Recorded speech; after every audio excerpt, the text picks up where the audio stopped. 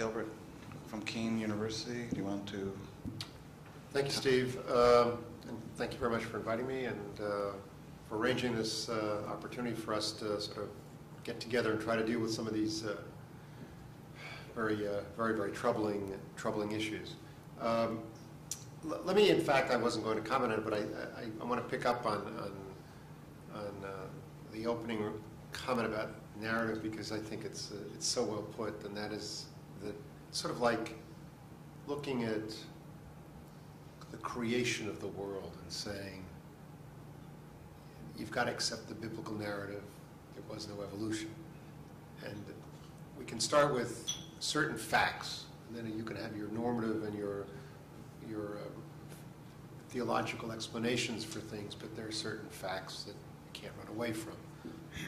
And I think what is clearly, and you've identified it so well, is that let's have a discussion, but it's not like there's a set of facts that are different. We all have the same. We work from the same set of facts.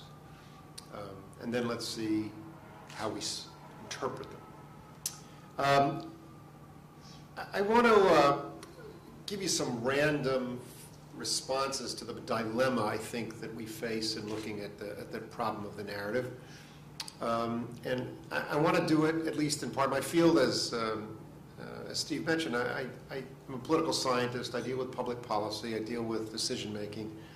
And I deal with the nature of how people try to resolve issues or don't resolve issues.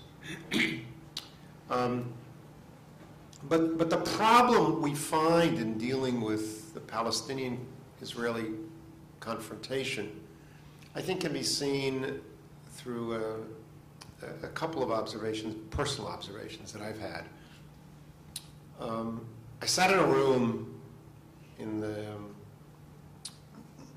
early 90s, or actually a little earlier, late 80s, with the Syrian ambassador to the United States, who's now the foreign minister, Moallem, and in the office of Congressman Wayne Owens and then Congressman Chuck Schumer. And Moallem and his assistant were in the room together, and we were discussing the plight of Syrian Jews and the problems, the potential or the possibility of cutting a deal to get the Jews out of Syria. And these were pretty sneaky little meetings we had, because they were not publicized, they were held in members' offices, and they were held off the beaten path. And we were called in as advocates and lobbyists on behalf of the Syrian Jewish community. And the Syrian ambassador at one point went into an extensive discussion about the fact that there was no way that we could possibly ever, his government, could ever possibly address a compromised position in trying to find a way to get the Jews out of Syria, because after all, everyone knew that the Jews controlled the banks, controlled the media, and controlled the U.S. Congress. So there you had Wayne Owens from the state of Utah and Chuck Schumer from Brooklyn, and you had some Syrian ambassador speaking as casually and as clearly and as obvious to him, as distinctly as possible, saying, we all know the Jews control the Congress. And Chuck sort of swallowed, and Owens coughed, and we sat there amused, but it wasn't amusing, obviously, because this was the rhetoric, this was the spin, and he looked you in the eye with absolute affirmation and conviction, or presumed conviction, as if this was the truth. And you sort of threw up your hands and said, I don't know how to respond to that. Because there was no point in responding to that. So there is a very serious issue in how do you address people who talk to you, who present categorically their view. Sorry. They present categorically their view of truth, and it is extremely complicated. So just buttressing further the discussion we had a few minutes ago.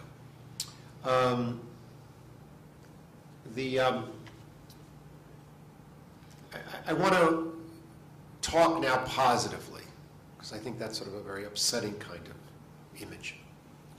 I've also had the opportunity to work closely over the last 6 or 7 years with the Presbyterian Church.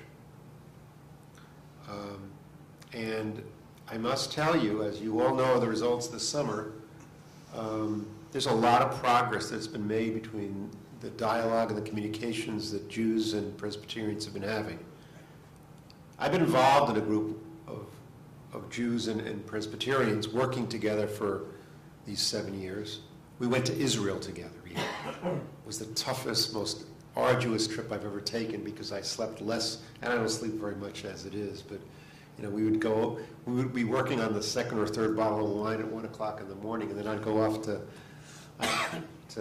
find a minion in the morning before I went off with them at the bus at 7:30, so it was a little tricky, but they were really remarkable people, and I want to tell you one interesting story. To show you these things, there is a way to break through here.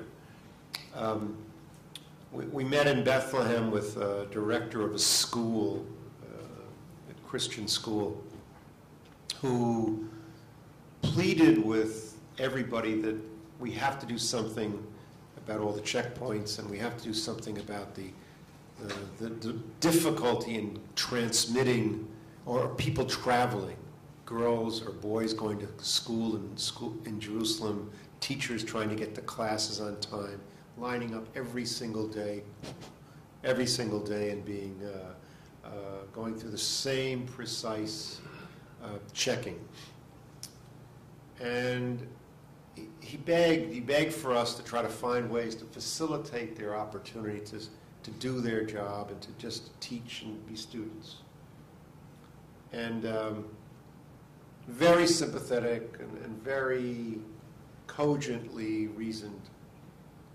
And one of the IDF